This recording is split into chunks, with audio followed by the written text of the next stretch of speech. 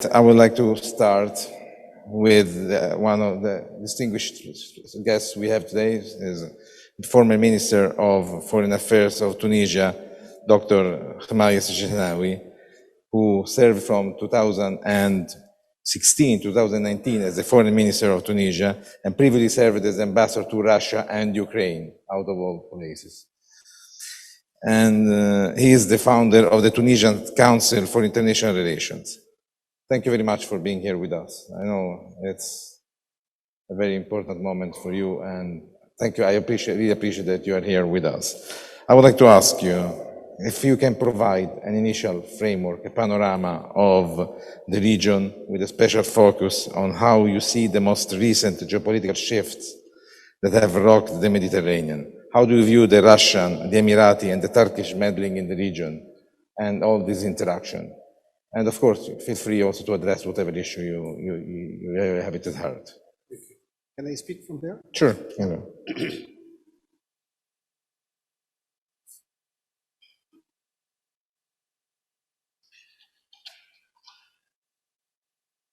Ladies and gentlemen, good afternoon. I am really delighted to be here today, and I would like to thank the Atlantic Council and particularly my good friend Karim Mazran for his kind invitation. Today's theme is a pretty hot topic given the speed with which international relations are developing and the dramatic news overload we are receiving on a daily basis. Ladies and gentlemen, MENA region is facing a profound geopolitical shift, prompting unprecedented levels of unpredictability and instability. The region has been deeply affected by the Arab Spring, as you know, of 2011, and is wary today of the possible fallouts of the ongoing war in Ukraine. Most of the countries are still experiencing the dramatic economic and social consequences of the COVID-19 pandemic.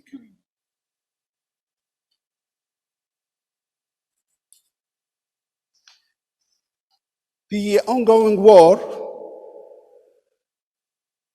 in Ukraine is having its own impact on the geopolitics of the MENA region. The UN vote on March 2nd illustrated each country's stance about the Russian invasion. In North Africa and the Maghreb, 5 countries didn't vote the same.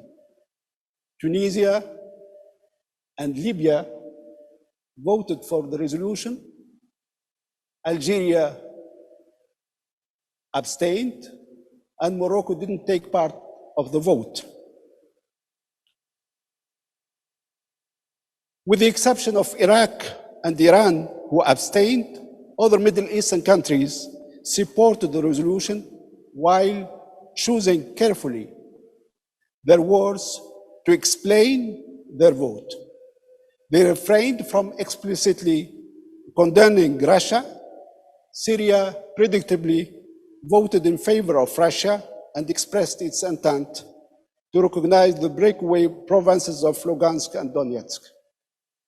Many countries of the region have refused to publicly chastise Russia, and some, notably Saudi Arabia and the Emirates, have taken some heat from that in the United States as a result. Both countries, particularly Saudi Arabia, which has long close military ties with the United States, have ignored Washington's request to pump more oil to ease price pressure following the Western sanction on Russia. The decision of OPEC Plus on June 3rd to boost its output next July remains largely symbolic as Riyadh tests US intent towards the Gulf region ahead of President Biden's visit to Saudi Arabia by the end of this month. Many countries in the region and beyond regard the war in Ukraine as a regional conflict, not as a grave threat to global security and the world order as portrayed by some countries in the West.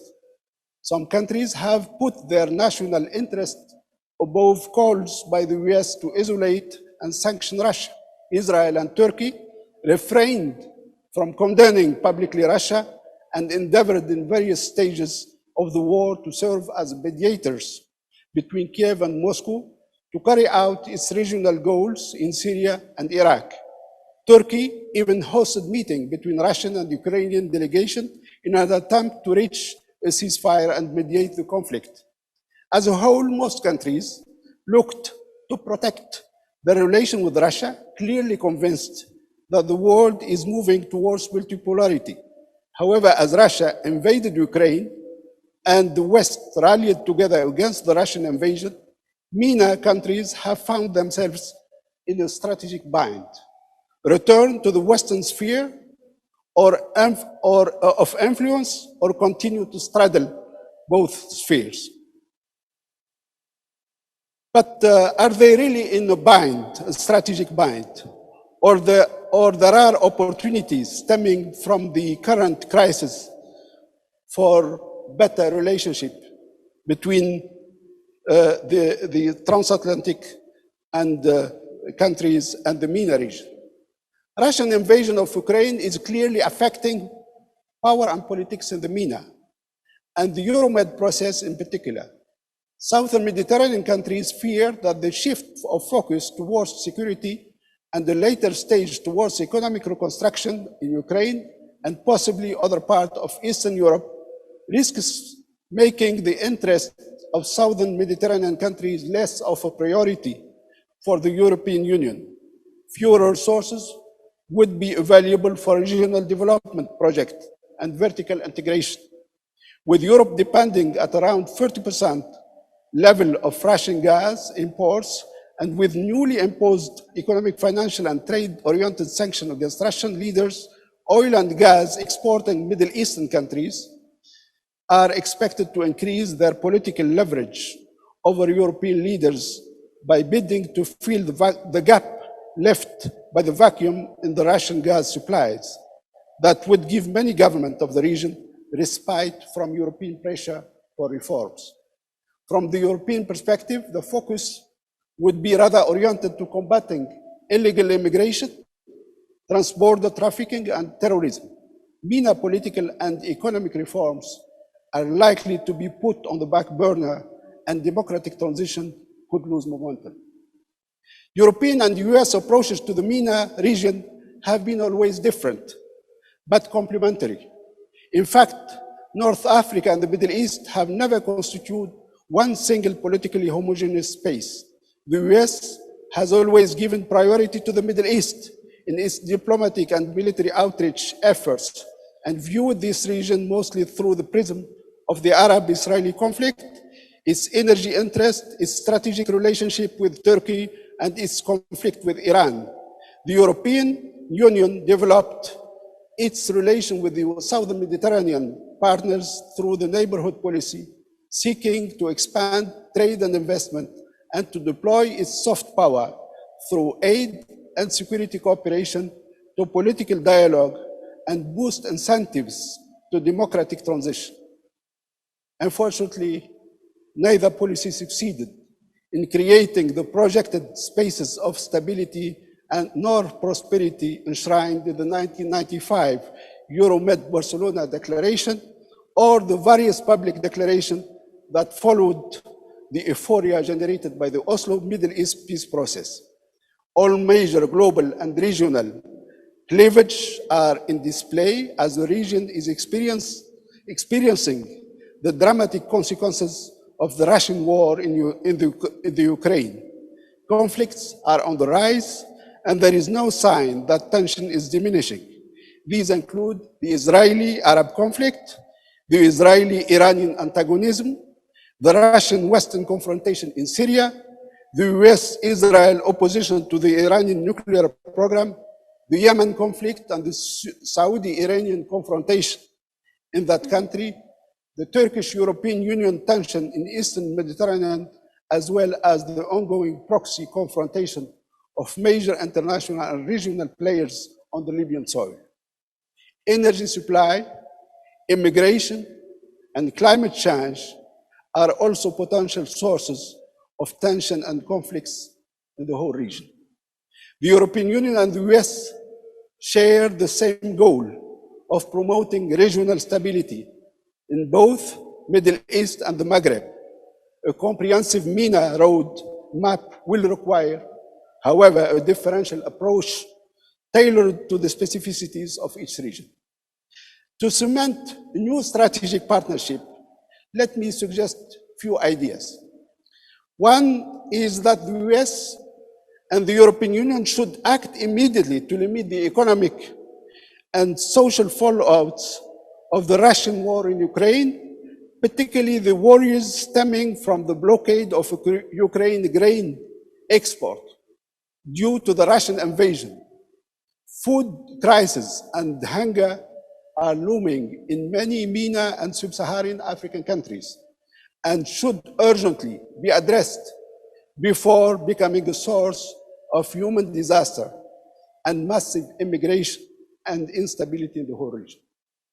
Two, on a broader basis, Europe and the US have to re-engage with the MENA region and to project an even-handed approach towards the Israeli-Palestinian issue.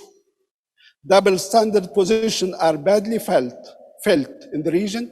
The hope generated by the peace process has been waning, and that strong feeling explained, at least in part, realignment of the Arab public opinion on Russia's position in the war in Ukraine. A firm commitment to the two-state solution will create a new momentum for peace in the region, increase its security, and open new opportunities for investment and trade and new partnership with the transatlantic countries. Three, a special effort should also be made to end the war in Syria, to decrease tension in that country, resettle refugees, and put a term to foreign interference in its domestic affairs. It will also show a real commitment to the restoration of peace in Syria and the whole region, and the emergence of new leadership in Damascus. Four, encourage homegrown reforms, favoring good governance and democratic transition in the region. The war in Ukraine should not serve as an excuse to turn away from the political crisis that some countries of the region are witnessing. A special emphasis should be placed on macroeconomic reforms to make the region more attractive for business and foreign investment and to further encourage regional integration.